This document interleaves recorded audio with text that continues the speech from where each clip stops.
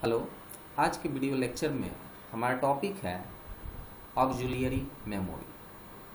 Auxiliary memory secondary memory को कहा जाता है। ऑक्सिलियरी मेमोरी काफ़ी ही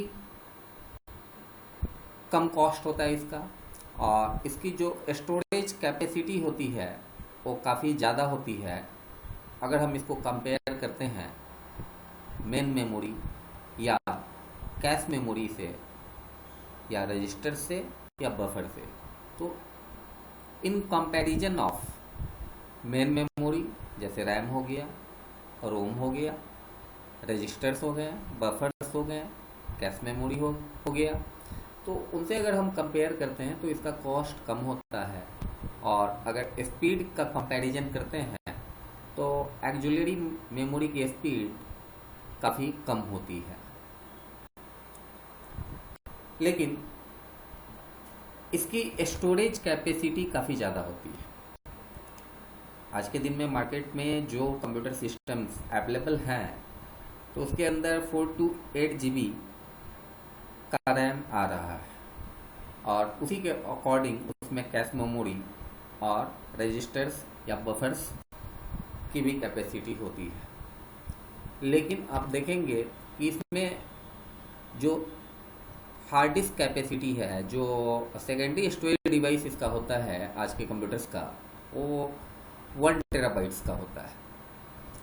तो और इसको जब हम एक्सेस करते हैं तो काफ़ी स्लो एक्सेस होता है, मतलब इसमें जो रीड या डाटा का रीड राइट ऑपरेशन जो हम करते हैं सेकेंडरी मेमोरी के अंदर तो स्लो होता है। या किसी फाइल को भी आप ओपन करते हैं और आपने ज़्यादा स्पेस कंज्यूम किया हुआ है, मतलब हार्ड डिस्क के अंदर ज़्यादा डाटा है, तो जितना ज़्यादा डाटा होगा उतना स्लो एक्सेसिंग स्पीड इसका होता है। ऑक्सिलियरी मेमोरी का जो कॉमन एग्जांपल्स अवेलेबल है आज के दिन में वो मैग्नेटिक टेप्स है। मैग्नेटिक टेप्स का अब ज़्यादा इस्तेमाल नहीं हो रहा है, फिर भी डेबिट कार्ड्स के ऊपर आप देखेंगे मैग्नेटिक टेप को चिपकाया गया हुआ होता है। और मैग्नेटिक डिस्क, हार्ड डिस्क भी मैग्नेटिक डिस्क ही होता है। तो ज़्यादातर इस्तेमाल आज के दिन में हार्ड डिस्क का हो रहा है, ऑक्सिलियरी मेमोरी में पेन ड्राइव्स का हो रहा है। मैग्नेटिक टेप्स का इतना ज़्यादा इस्तेमाल अब हम नहीं करते हैं। अगला टॉपिक हमारा है मैग्नेटिक ड्रम। मैग्नेटिक ड्रम का इन्वेंशन किया था गॉस्टव टॉस्चेक ने ऑस्ट्रिया में 1932 में, और 1950 और 60 के करीब में इसका इस्तेमाल कंप्यूटर्स के अंदर किया जाने लगा as a main memory for computers, और फिर सेकेंडरी स्टोरेज के रूप में भी। मैग्नेटिक ड्रम्स को हम डायरेक्टली भी एक्सेस कर सकते हैं या रैंडमली भी एक्सेस किया जा सकता है। मैग्नेटिक ड्रम को हम ड्रम भी कहते हैं। यह एक मेटल सिलेंडर होता है जिसके अंदर मैग्नेटिक आयरन ऑक्साइड मटेरियल का कोटिंग होता है, और उसी मैग्नेटिक आयरन ऑक्साइड मटेरियल के कोटिंग के अंदर हम डाटा और प्रोग्राम्स को स्टोर करके रखते हैं। मैग्नेटिक ड्रम्स का इस्तेमाल पहले प्राइमरी स्टोरेज डिवाइस के रूप में किया जाता था, लेकिन अब या उसके बाद इसका इस्तेमाल ऑक्सिलियरी या सेकेंडरी स्टोरेज डिवाइस के रूप में किया जाने लगा। मैग्नेटिक ड्रम्स के अंदर का जो एरिया होता है, जो मैंने अभी बताया आपको, जो मैग्नेटिक आयरन ऑक्साइड मटेरियल से बना हुआ होता है, तो उसके अंदर चैनल्स होते हैं। उसके सर्कमफ्रेंस में, मतलब उसकी परिधि में, ड्रम का जो परिधि होता है तो उसमें चैनल्स बने होते हैं, और उसके नज़दीक सर्कुलर बैंड्स होता है। ठीक है। एक सिंगल ड्रम के अंदर 200 ट्रैक्स होता है, और जैसे ही ड्रम रोटेट करता है, मतलब जब नचता है, तो उसकी स्पीड होती है 3000 RPM, इसका मतलब हुआ रोटेशन पर मिनट, 1 मिनट में ड्रम 3000 बार रोटेट करता है। और उसके अंदर डिवाइस का रीड राइट हेड्स लगा होता है। तो रीड राइट हेड्स को भी जानना जरूरी है कि रीड राइट हेड्स कहते किसको है। रीड राइट हेड्स जो होता है वो ट्रैक के ऊपर होता है, और जब हम किसी डाटा को सर्च करते हैं तो रीड हेड ही उसको रीड करता है चैनल्स के अंदर, और या कोई डाटा हम स्टोर करने के लिए भेजते हैं तो हेड्स के थ्रू, राइट का जो हेड होता है उसी के थ्रू डाटा को उसमें राइट किया जाता है, परमानेंटली स्टोर किया जाता है। तो आपने अगर पुराना कोई म्यूजिक सिस्टम देखा है जिसमें मैग्नेटिक टेप का इस्तेमाल किया जाता था, जिसको हम लोग लोकल लैंग्वेज में कैसेट कहते थे, तो पहले का जो म्यूजिक सिस्टम होता था, जब हमारा कंप्यूटर्स नहीं था, तो पहले मैग्नेटिक टेप के रूप में, उसको कैसेट बोलते हैं, उसमें रील होती थी मैग्नेटिक टेप्स की, और म्यूजिक सिस्टम के अंदर आप देखिएगा हेड होता था। तो उसे हेड, अगर आप लोकल म्यूजिक सिस्टम भी उस समय के लोग अगर परचेज करते थे और उसमें हेड को चेंज कर देते, मतलब जो लोकल म्यूजिक सिस्टम में लोकल हेड लगा होता था तो हेड को लोग चेंज करते थे, और उसमें सोनी कंपनी का हेड लगा लेते थे या किसी और अच्छी कंपनी का हेड लगा लेते थे। तो म्यूजिक सिस्टम का जो साउंड क्वालिटी होता था उस समय वो काफ़ी ज़्यादा इन्हांस कर जाता था। आप अपने घर में देखेंगे, ज़्यादा अभी पुराना नहीं हुआ है मैग्नेटिक टेप, आप अपने घर में देखेंगे तो उस तरह का कैसेट्स आपको मिल जाएगा। तो ऑडियो कैसेट्स जो होता था उसका काफ़ी पतला मैग्नेटिक टेप होता था, और जो वीडियो कैसेट्स होते थे तो उसमें चौड़ा मैग्नेटिक टेप होता था, और उसकी लंबाई भी बहुत ज़्यादा होती थी, क्योंकि वीडियो डाटा को स्टोर करने के लिए काफ़ी ज़्यादा स्पेस की ज़रूरत होती है। तो इसलिए तो वही रीड राइट हेड्स, मतलब वही हेड जो होता था उस समय के म्यूजिक सिस्टम का, तो उसी से जब हम गाना सुनते प्ले करते थे तो हेड के थ्रू ही गाना प्ले होके आउटपुट फिर स्पीकर के थ्रू आता था। तो आज के दिन में भी जो हमारा हार्ड डिस्क होता है तो उसमें भी रीड राइट हेड्स होते हैं, जिसके थ्रू डाटा को हम उसमें स्टोर करते हैं या फिर डाटा को वहाँ से रिट्रीव करते हैं। तो इसी को रीड राइट हेड्स कहा जाता है। तो इसी का इस्तेमाल मैग्नेटिक ड्रम्स में भी किया जाता था। और उसके बाद ड्रम्स जो होते थे, ठीक है, तो उसमें राइट ऑपरेशन और सेंस करता था स्पोर्ट्स को। जब हम रीड ऑपरेशन करते थे तो उस समय सेंस करके फिर डाटा को रीड करता था। तो मैग्नेटिक ड्रम्स भी हमारा एक अच्छा मीडियम हुआ करता था डाटा को स्टोर करने का। आगे है मैग्नेटिक डिस्क। अगला टॉपिक है हमारा मैग्नेटिक डिस्क। मैग्नेटिक डिस्क जो भी disk is a type of memory constructed using a circular plate of metal or plastic coated with magnetized material। तो मैग्नेटिक डिस्क जो होता है ये भी एक तरह की मेमोरी है जिसको कंस्ट्रक्ट किया जाता है सर्कुलर प्लेट, मतलब जो सीडी आपने देखा है तो सीडी के शेप का ही मैग्नेटिक डिस्क भी होता है, और वो प्लास्टिक का भी हो सकता है या मेटल का भी हो सकता है, लेकिन वो कोटिंग किया रहता है मैग्नेटाइज्ड मटेरियल्स से, मतलब चुंबकीय मटेरियल से उसके ऊपर कोटिंग किया हुआ रहता है।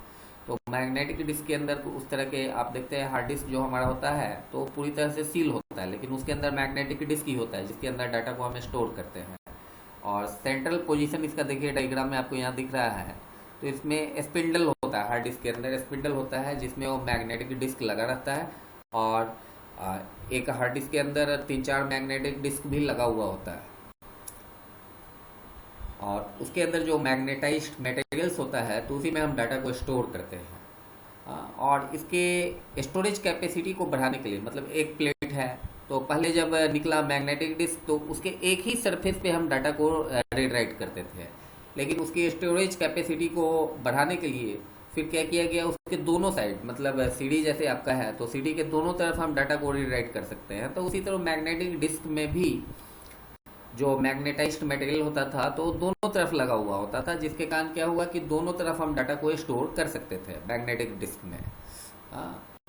Usually both sides of the disk are use to carry out read write operations. तो दोनों साइड का हम इस्तेमाल करते थे, तो मैग्नेटिक डिस्क की जो स्टोरेज कैपेसिटी है वो काफ़ी ज़्यादा इन्हांस कर जाती है। अब यहाँ आप देख रहे हैं however several disk may be stacked on one spindle.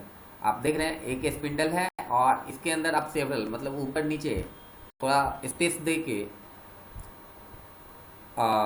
3-4 magnetic disk का इस्तेमाल एक ही स्पिंडल पे कर सकते हैं, और हर डिस्क स्पिंडल पे अपने अपने जगह पे मूव करता है जब हम डाटा को रीराइट करते हैं। ये जो इमेज दिया गया, the following image shows the structural representation for a magnetic disk. ये मैग्नेटिक डिस्क का स्ट्रक्चर आपको दिखा रहा है। जैसे हम देखते हैं यहाँ जो है इसको सेक्टर कहते हैं, और ये ट्रैक्स का इशारा है, ये ट्रैक्स है जो डाटा को स्टोर करता है। और मैंने जो अभी रीड राइट हेड्स की जो के बारे में आपको बताया था, तो यहाँ आप देख रहे हैं रीड राइट हेड्स लगा हुआ है ट्रैक के ऊपर, और यही रीड राइट हेड्स के थ्रू क्या होता है कि डाटा को ये रीड करता है या राइट करता है। मतलब डाटा को हम या तो रिट्रीव करते हैं या नहीं तो वहाँ स्टोर करते हैं। ठीक है, तो एक डायग्राम है मैग्नेटिक डिस्क के अंदर का, और इस डायग्राम से हम इसको आसानी से समझ सकते हैं। Memory is internal storage area in the computer system. मतलब मेमोरी जो है वो कंप्यूटर सिस्टम के अंदर का स्टोरेज एरिया है, उसको कहते हैं मेमोरी। वर्ड का मतलब होता है data storage that comes in the form of chips. मतलब डाटा को चिप्स के रूप में स्टोर करना, चिप्स के अंदर स्टोर करना। और स्टोरेज जो वर्ड है तो इसका मतलब होता है memory that exist on tapes और डिस्क। तो एक मैग्नेटिक डिस्क जो होता है तो उसमें सेवरल प्लेटर्स होते हैं, और वो सेवरल प्लेटर्स एक ही स्पिंडल पे लगा हुआ होता है। मतलब जो सेवरल प्लेट्स होते हैं मैग्नेटिक डिस्क के, वो एक ही स्पिंडल पे लगे हुए होते हैं। This unit of multiple disk is made to rotate at speed of 3000 RPM and more. मतलब अभी मैंने आपको डिस्क पैक के बारे में बताया था, तो जो मैग्नेटिक डिस्क भी होता है तो स्पिंडल पे जो प्लेट लगा हुआ होता है तो इसकी स्पीड 3000 मतलब पर मिनट होती है। मतलब एक मिनट में 3000 बार रोटेट करता है, या इससे ज़्यादा भी इसकी स्पीड हो जाती है। मतलब उस स्पीड में इतने तेज़ी से मूव करता है कि उस स्पीड में अगर बाहर निकल जाए, जो हमारा CD भी होता है, CD ड्राइव भी कंप्यूटर्स के अंदर, तो वो इतने ज़्यादा स्पीड में मूव करता है, अगर उस स्पीड में वो बाहर निकल जाए तो आराम से किसी को जख्मी करता हुआ निकल सकता है। ठीक है, तो ये काफ़ी खतरनाक होता है, तो इसलिए इसको सील कर दिया जाता है।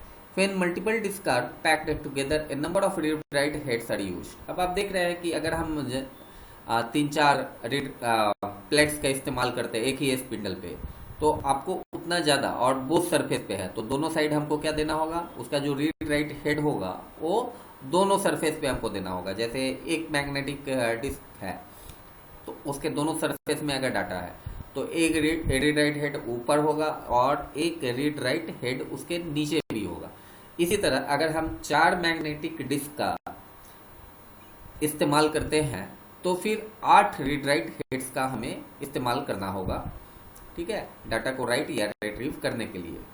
और जो हेड्स हैं वो उसके ऊपर चलते रह, मतलब उसके सरफेस पे वो चलता रहता है। The heads fly on A cushion of air above the surface. Magnetic disk का जो सरफेस है तो उस पर हमारा हेड तो कांस्टेंट रहता है, लेकिन डिस्क जब मूव करता है तो हेड उसमें रीड राइट ऑपरेशन को करता है। All magnetic disk are round platters. हर मैग्नेटिक डिस्क जो होता है वो राउंड प्लेटर्स है, वो राउंड ही होता है। वो अलग अलग साइज में आता है, अलग अलग उसकी पैकिंग होती है, और काफ़ी ज़्यादा ठोस मटेरियल से या फ्लेक्सिबल प्लास्टिक से वो बना हुआ होता है। तो आज के वीडियो लेक्चर में हम लोगों ने पढ़ा मैग्नेटिक डिस्क के बारे में, और उससे पहले हमने पढ़ा मैग्नेटिक ड्रम्स के बारे में। ये दोनों कंटेंट्स ऑक्सिलरी मेमोरी के अंदर आते हैं। अगले वीडियो लेक्चर में फिर दूसरे एक्जुलियरी मेमोरी के बारे में मैं आप लोगों को बताऊंगा आज